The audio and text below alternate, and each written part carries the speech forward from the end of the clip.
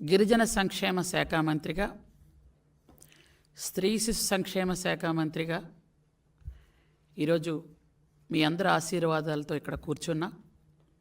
మొదట నేను తెలుగుదేశం పార్టీ కార్యకర్తను కాబట్టి కార్యకర్తల కష్టాలు బాధలు తెలుసుకోవడానికి గౌరవ ముఖ్యమంత్రి వర్యులు నారా చంద్రబాబు నాయుడు గారు ఆయనే స్వయంగా పార్టీ ఆఫీస్కి వచ్చి కార్యకర్తల కష్టసుఖాలు తెలుసుకుంటారు. మేము కూడా ఒక్కొక్క శాఖ ప్రతినిధులను వచ్చి ఇక్కడ ఆ జిల్లాల నుంచి వచ్చినటువంటి ఎవరైతే ఉంటారో బాధితులు వాళ్ళ దగ్గర నుంచి అర్జీలు తీసుకొని ఏ డిపార్ట్మెంట్కి అవి పంపించాలో పంపిస్తూ, లేదా ఇక్కడే మనం పార్టీ ఆఫీస్లోనే కూర్చొని మాట్లాడవలసిన ఉంటే ఇక్కడ కూడా చూసి ఈ విధంగా కార్యకర్తలకి అండగా నిలబడ్డాలని ఈరోజు ఈ కార్యక్రమాలు ఏర్పాటు చేయడం జరుగుతుంది. ముఖ్యంగా గౌరవ చంద్రబాబు నాయుడు గారు ముఖ్యమంత్రిగా అయిన తర్వాత పార్టీ కార్యాలయంకి వస్తున్నారు. వచ్చి ఇంత బిజీ టైంలో కూడా పార్టీ ఆఫీస్కి వచ్చి పార్టీ ఆఫీసులో కార్యకర్తలు పలకరిస్తున్నారు అంటే ఆయన ఉన్నటువంటి ముందు చూపుకి, ఆయనకు ఉన్నటువంటి కార్యదక్షతకి నిజంగా మనం ఎన్ని జన్మలెత్తినా ఆయన రుణం తీర్చుకోవాలి. నిజంగా మనం అందరం కూడా కార్యకర్తలు అందరం ఈరోజు కార్యకర్తగా మనం అందరం కూడా ఈరోజు ఒక ఎమ్మెల్యే అయినా, ఎంపీ అయినా, మంత్రి అయినా, ఎవరైనా మనందరం కార్యకర్తలమే. కార్యకర్తగా కార్యకర్తల యొక్క కష్టకాలు మనం తెలుసుకోవాలి. ఈరోజు ఉదయం నుంచి మేడం ప్రతిభాభారతి గారు ఉదయం నుంచి గ్రీవెన్స్ చూశారు. నేను అసెంబ్లీలో ఉండడం వల్ల కొంచెం లేట్ వచ్చాను. గ్రీవెన్స్లో చూసినవన్నీ కూడా గత 5 సంవత్సరాలు పడిన బాధలు. మా రేషన్ కార్డు తీశారు, మా ఉద్యోగం తీసేశారు, నాకు ఉద్యోగం సస్పెండ్ చేశారు, లేదా మాకు ఇల్లు ఇవ్వలేదు, మా పొలం లాక్కున్నారు, ఇలా మమ్మల్ని కొట్టారు, లేదా మా బంధువుల్లో చంపారు. ఇవి తప్ప ఇంకోటి మనం వినలేకపోతున్నాం. అంత దారుణమైనటువంటి సంఘటనలు గత 5 సంవత్సరాలు జరిగాయి. గత 5 సంవత్సరాలు ప్రజాస్వామ్యాన్ని పూర్తిగా కూనీ చేసి అంబేద్కర్ గారి రాజ్యాంగాన్ని తొంగలో తొక్కి రాజారెడ్డి రాజ్యాంగాన్ని అమలు చేసుకుంటూ వెళ్ళినటువంటి నాయకులు ఈరోజు సిగ్గు లేకుండా ప్రజాస్వామ్యం బాగలేదని, ప్రజాస్వామ్యం ఇబ్బంది పడుతుందని మాట్లాడడం, గవర్నర్ దగ్గరికి వెళ్ళి లెటర్లు ఇవ్వడం, రాష్ట్రపతి పరిపాలన పెట్టాలనడం చూసుకుంటే నవ్వు రావట్లే మీకు అందరికీ. నాకైతే ఎంత హాస్యాస్పదంగా ఉందంటే దెయ్యాలొచ్చి వేదాలు చెప్తున్నట్టుంది. గులివెంద గింజ కింద నలుపు చూసుకోకుండా మాట్లాడుతున్నట్టుంది నాకు. అసలు దెబ్బలాట్లకి, బూతులకి, కొట్టుకోవడానికి అజ్జులే మీరు, దెబ్బలాడుకోవడానికి మొదటి అడుగేసిందే మీరు. గత 5 సంవత్సరాలుగా మంచోళ్ళు అన్నాళ్ళు మీరు ఎక్కడైనా ఉంచారా? జగన్మోహన్ రెడ్డి అసలు ఇతను ఎలా మాట్లాడుతున్నాడో నాకు అర్థం అవడం లేదు. కానీ ఈరోజంట ఆయనకి గవర్నర్ దగ్గరికి వెళ్ళి అర్జీ ఇస్తున్నాడంట. మరి మీ బాబాయ్ చచ్చిపోయినప్పుడు ఎందుకు నువ్వు గవర్నర్ దగ్గరికి వెళ్ళి అర్జీ ఇవ్వలేదు? రాష్ట్రపతి పరిపాలన పెట్టాలట. గత 5 సంవత్సరాలు ప్రతిరోజు రాష్ట్రపతి పరిపాలన పెట్టాల్సిన టైమేనే. మరి ఎందుకు ఆ రోజు అడగలేదు? ఆ రోజు నిజంగా బాబాయ్ చనిపోతే బాబాయిని గుండెపోటని చెప్పింది ఎవరు? మీరేగా ఫస్ట్. బాబాయ్ గుండెపోటని చెప్పిన తర్వాత వాళ్ళ కూతురికి అనుమానం వచ్చి ఏమిటి అని ఆరా తీస్తే ఇంటి నిండా బ్లడ్ ఉంటే, లేదు మా నాన్నగారు గుండెపోటు కాదని ఆవిడ అనుకుంటుందని అప్పుడొచ్చి అన్నదమ్ములు ఇద్దరు, ఈయనతో పాటు ఇంకొక ఆయన ఉన్నాడు కదా ఎంపీ, ఇద్దరు వచ్చి వీళ్ళిద్దరూ డ్రామాలు వెళ్ళారు. అప్పుడు ఇలా కొట్టారు, ఇలా చంపారు, ఇలా లాగారు అని పూర్తిగా ఖండాలుగా గొడ్డలతో నరికి చంపేస్తే గుండెపోటని చెప్పినటువంటి దొంగ నాటకాలాడిన మీరు ఈరోజు ప్రజాస్వామ్యం గురించి మాట్లాడతారు. ఈ ఇద్దరు అన్నదమ్ములే చంపేశారని ఆ ఇద్దరు అక్క చెల్లెలు, సొంత అక్క చెల్లెలు ఇద్దరు, ఓ పక్క షర్మిల గారు, ఇంకో పక్క సునీత గారు, ఇద్దరును ఈ ఇద్దరు అన్నదమ్ములే చంపేశారు అని డైరెక్ట్గా చెప్పిన రోజు మీకు మాటలు ఏమయ్యాయి? ఆ రోజు ఎందుకు సిబిఐ ఎంక్వైరీ పెట్టలేదు? నిజంగా ఢిల్లీ వెళ్ళి ఈరోజు మీరు ధర్నా చేయడం కాదు, ఢిల్లీ వెళ్ళి సిబిఐ ఎంక్వైరీ మీ చిన్నాన్ని ఎవరు చంపారో వెయ్యగలవా? నీకు ధైర్యం దమ్ముంటే సిబిఐ ఎంక్వైరీ కోరుకోగలవా? ఎవరు చంపారో అది చెయ్యలేవు, ఎందుకంటే మీ ఇంట్లోనే చంపారు. మీరేమో ప్రజాస్వామ్యం గురించి మాట్లాడుతున్నారు. ఈరోజంట ఎవరైనా కక్షపూరితంగా ఒకరికొకరు కొట్టుకుంటే అది మా మీద ఆపాదిస్తారు. కక్షపూరితంగా ఎవరెవరైనా చంపుకుంటే అది మా మీద ఆపాదిస్తారు వెంటనే. అబద్ధాలు ఆడడం మీకు వెన్నతో పెట్టిన విద్యలా ఉంది. ఎందుకంటే మొదటి నుంచి అదే. మీ బాబాయిని చంపేసిన తర్వాత మీరే చంపేసి గుండెపోటు అన్న అంత పెద్ద అబద్ధం ఆడిన వాళ్ళు చిన్న చిన్న అబద్ధాలు ఆడరని మేమైతే అనుకోవడం లేదు.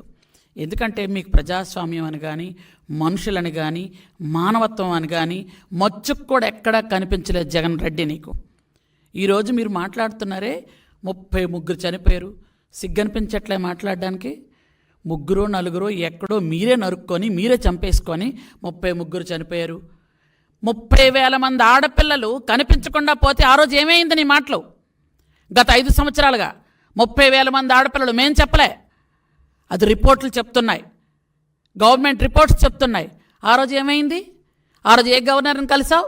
తాడేపల్లి కొంపలో పరదాలు వేసుకొని కూర్చున్నావు. ఇతనికి ఏంటంటే చిన్నపిల్లలకు చాక్లెట్ ఇస్తే బయటకు వచ్చినట్టు ఈయనకి శవం కనిపిస్తే బయటకు వస్తాడు నవ్వడానికి. శవం కనిపించగానే శవం ఎక్కడ దొరుకుతుందా అని అదేమి అలవాటో నాకు అర్థం కాలే. కొన్ని సినిమాల్లో నేను చూశాను, ఎవరైనా ఏడుస్తూ ఉంటే ఈయన నవ్వుతూ ఉంటాడు ఎదురుగున్న ఆయన. అలా ఉందన్నమాట. ఎవరైనా చనిపోతే వెంటనే పరదాలను వదిలేసి వెంటనే అక్కడికి వచ్చేసి వాళ్ళని పలకరించడు, నవ్వుతూ పథకాల గురించి మాట్లాడతాడు. ఈయన మైండ్ ఏంటో ఆ పద్ధతి ఏంటో నాకు అస్సలు అర్థం కాలే. మీరు ఇలా మాట్లాడుతున్నారే. మరి ఆ రోజు డాక్టర్ సుధాకర్ గారిని నడి రోడ్డు మీద చంపారే, నడి రోడ్డు మీద మీ వాళ్ళే చేశారే, మరి అతని గురించి ఎందుకు మాట్లాడట్లేదు? మీ సొంత చిన్న గురించి ఎందుకు మాట్లాడవు?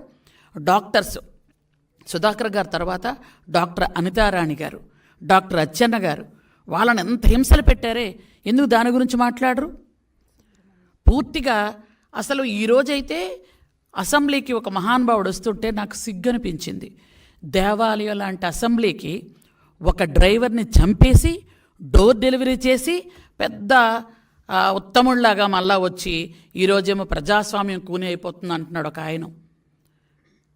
ఆయన అసలు ఏం వాళ్ళు వచ్చి ప్రజాస్వామ్యం గురించి మాట్లాడుతున్నారే. 1 రోజులు 2 నెలలు చంపేశాను నొప్పుకొని జైల్లో ఉండొచ్చిన అతను సుబ్రహ్మణ్యం ఒక దళితుడిని చంపేశారు. ఈరోజు ఆ మహానుభావుడు వచ్చి ఎన్ని మాటలు మాట్లాడుతున్నాడంటే పూర్తి మళ్ళీ చూస్తే అనంతమంతా చెప్పినటువంటి అనంతబాబు ఏదో ఈయనకి అస్సలు ఎక్కడ ఏ మచ్చలేనట్టు.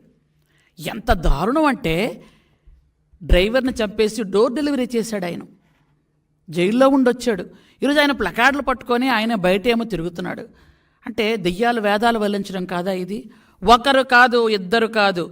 యాక్చువల్గా అయితే ఓం ప్రతాప్, కోడికత్తి సీను మీకు సాయం చేయడానికి చేశాడో దేనికి తెలియదు కానీ 5 ఏళ్ళు ఉంచారు పాప మా దళిత యువకుడిని లోపల. అలాగే హనుమాయమ్మ, స్నేహలత, రమ్య, వెంకాయమ్మ, శ్యామ్ కుమారు, కర్రీ శ్రీకాంత్, జడ్జి రామకృష్ణ గారు, వీళ్ళందరూ గుర్తులేదా?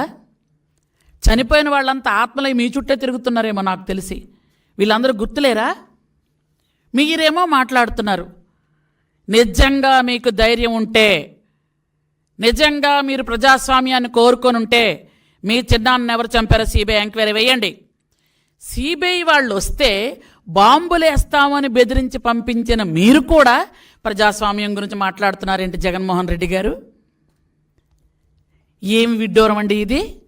సిబిఐ వాళ్ళు వస్తే తరిమేసిన మీరు, బాంబులు వేస్తామని బెదిరించిన మీరు, పోలీసులను కూడా తరిమి పంపించిన మీరు ఈరోజు ప్రజాస్వామ్యం గురించి మాట్లాడతారు. రాష్ట్రపతి పాలన కావాలట 1 రోజులకే. 5 సంవత్సరాలు బిక్కుమంటూ ప్రతి పల్లెల్లోన అసలు బ్రతకాలా చావాలా తెలియక, ఎవరికి చెప్పుకోవాలా తెలియక, బ్రిటిష్ పరిపాలనలో ఉన్నామా జగన్ రెడ్డి పరిపాలనలో ఉన్నామా అని బిక్కుమనుకొని 5 సంవత్సరాలు చూసి ఎప్పుడు ఈ దుర్మార్గుడు పాలన పోతుంది, ఈ సైకో పాలన పోతుంది అని రాత్రి 11 దాకా క్యూ లైన్లో నిలబడి గౌరవ చంద్రబాబు నాయుడు గారిని ముఖ్యమంత్రిగా గెలిపించుకున్నారు ప్రజలందరూ కూడా ప్రజాస్వామ్యం రావాలి, ప్రజాప్రభుత్వం రావాలి, చంద్రబాబు నాయుడు గారు ముఖ్యమంత్రి అవ్వాలని 5 సంవత్సరాలు కళ్ళు మూసుకొని ఆ రోజు రాత్రి 11, 12 దాకా ఓట్లేసి ఆ మహానుభావుని గెలిపించుకొని 164 సీట్లు, నభూతో న భవిష్యత్, ఇంతకు పూర్వం లేదు ఇక ముందు రాబోదు, 164 సీట్లు గెలిపించుకుంటే నువ్వు గెలిచిన 11, ఆ 11 మందిని వేసుకొని నువ్వేమైనా వస్తావా అంటే అసెంబ్లీకి రావు. 5 నిమిషాలు నీకు ఓపిక ఉండదు, వచ్చిన 5 నిమిషాల్లో వెంటనే తిరిగి వెళ్ళిపోతావు. ప్రమాణ స్వీకారం చేయడానికి కూడా నీకు ఓపిక ఉండదు. నువ్వా ప్రజాస్వామ్యం గురించి, ప్రజల మంచుల గురించి, బాగోగుల గురించి మాట్లాడేది? ఎందుకంటే ఇలా ఎక్కువగా మాట్లాడి అసలు నీకు పరువు లేదు, అది వేరే విషయం. ఉన్న పరువుని ఏమాత్రమైనా అది తీసుకోవద్దు. ఎందుకంటే ప్రజలు నిన్ను చీకొట్టారు, నువ్వు వద్దు అనుకున్నారు, నీ పరిపాలన వద్దు అనుకున్నారు, అసలు నీ అజమాయిషి వద్దు అనుకున్నారు, నీ పరదాలు వద్దు అనుకున్నారు, నీ కక్షాదింపులు వద్దు అనుకున్నారు, నీ తాలూకా బిల్డప్లు వద్దు అనుకున్నారు, నీ తాలూకా వెకిల్ నవ్వులు వద్దు అనుకున్నారు. కాబట్టి అలా నువ్వు 5 సంవత్సరాలు రెస్ట్ తీసుకుంటే బెటరు. ఎందుకంటే ఇంకా చాలామంది ఏమనుకుంటున్నారంటే ఎవరికైనా చూపించండి రా పాపం అని అనుకుంటున్నారు. ఎందుకు ఆ లెవెల్కి తెచ్చుకుంటావు? కాబట్టి మేమైతే నీ గురించి అసలు మాట్లాడకూడదు అనుకున్నాం. ఎందుకంటే మాకు ఈ బూతులు మాట్లాడిన వాళ్ళు, ఇలా వెకిలుగా మాట్లాడిన వాళ్ళ గురించి మాట్లాడడం సభ్యత కాదు అని మాకు తెలుసు. మాకు చంద్రబాబు నాయుడు గారు ఎప్పుడు క్రమశిక్షణ, పట్టుదల, పని ఎలా చేయాలి, ఎలా మనం బిహేవ్ చేయాలి నేర్పించారు.